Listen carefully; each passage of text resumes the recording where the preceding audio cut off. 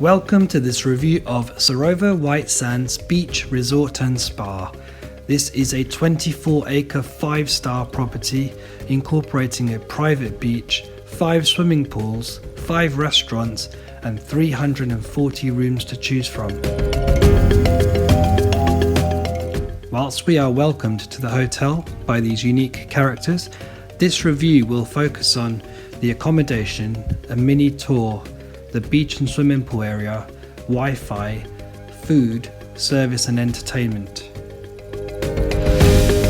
Unfortunately, I have limited footage and so won't be able to cover everything as the hotel were insistent on not filming, but I will do my best to describe all the other areas of the hotel and have some really interesting facts. On this channel, we'll talk about luxury products and services, all things vegan and travel. So if you like that content, hit the subscribe button and the thumbs up if you like this video. After checking in, this monkey showed us to the room. Only joking. If you require a room with wheelchair access, be sure to let the hotel know and get a room on the ground floor as there are no lifts.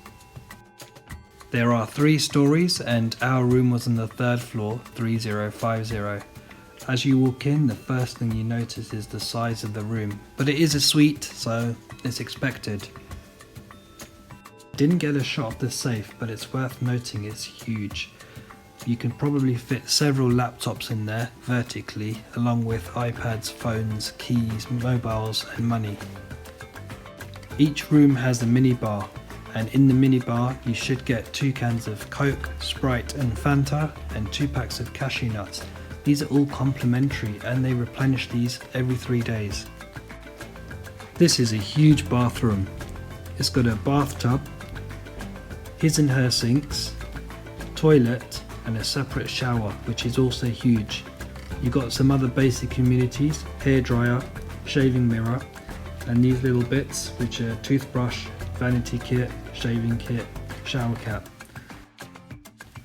On the left of the 2 sinks there are 2 dispensers, one giving out body lotion and the other hand wash. Interestingly, these are located on the left sink, so if you are washing your hands you would be using the left sink ideally. If you're using the right sink you either use the single bar of soap or you have to walk around to the left sink and use the hand wash there. While I remember, you can order room service at any time. Each tray you order will come with a service charge of 1,000 shillings and at today's exchange rates this would be about £6.66.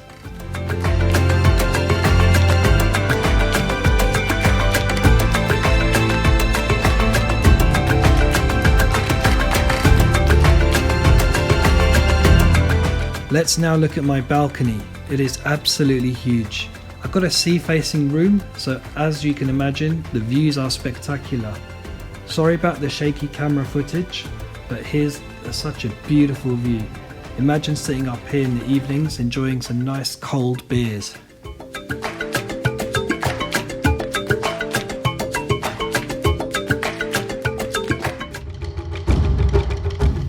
Let's start with a quick tour.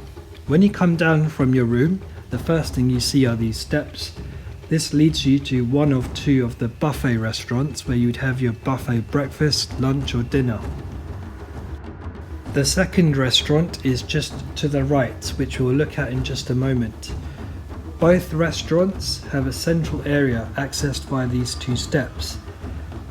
Unfortunately, wheelchair users can't get up here, but there is plenty of seating on the outside areas of the restaurant for wheelchair users. I'll now head to the second restaurant and you'll see that there are ramps connecting the 2 so that wheelchair users can go from one restaurant to the other, and following the next restaurant straight on would take you towards reception. Again, there are ramps for wheelchair users.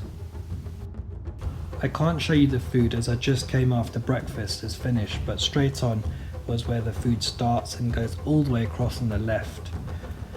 We're now heading to the second restaurant. On this bridge they also sometimes put some food carts or stalls there. The staff are very friendly and engaging, with excellent service, and they want to serve you with a smile. A particular mention goes out to Simon Muchiri, and Frida, Elizabeth, Adeline and Dorothy. Also a special mention to the chef, Duncan. He's known as an Indian chef and can cook you anything, and he's helped me get some vegan food, which I'll talk about later. If you head up this ramp and go straight or right, you come to an a la carte restaurant or a bar, and left takes you to reception. There is also a beach bar. Unfortunately, I haven't taken footage of that, but I will show you the sign later. There is a further restaurant / bar near the kids pool at the other end of the hotel. And just to let you know, we stayed a total of 10 nights, including Christmas Day, where they had a special function for everybody.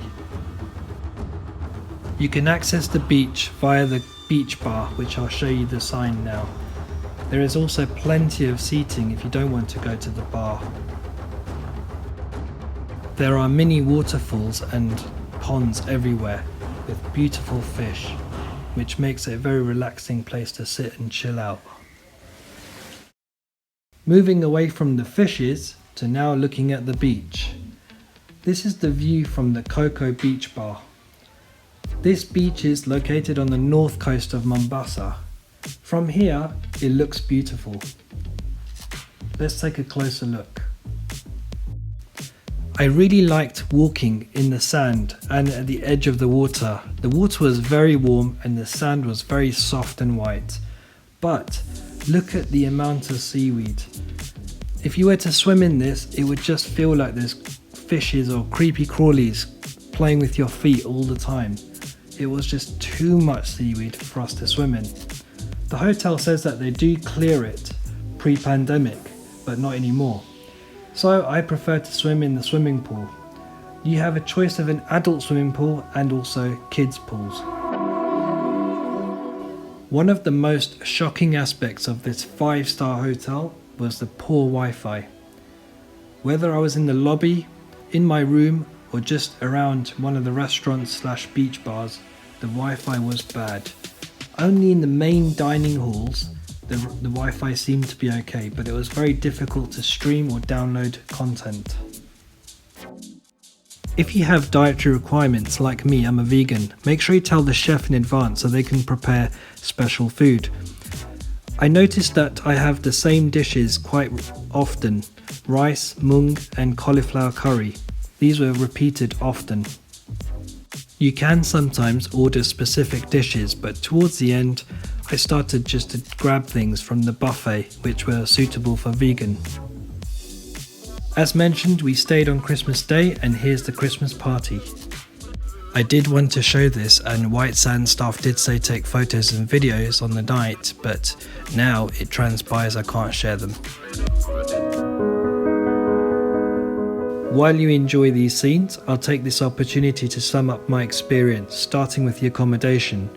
I think the room is adequate, it's comfortable, but I did notice a couple of things. 1, the air conditioning is noisy. 2, the telephone, if you call reception, it cuts off. There's some sort of loose wiring, and this happened in a few of the rooms. The plugs and USB charging points under the mirror didn't work in 5 out of the 6 rooms. As you would expect for a 5-star property, the rooms come equipped with everything you need to have a comfortable stay, but what I was most impressed with was the large safe.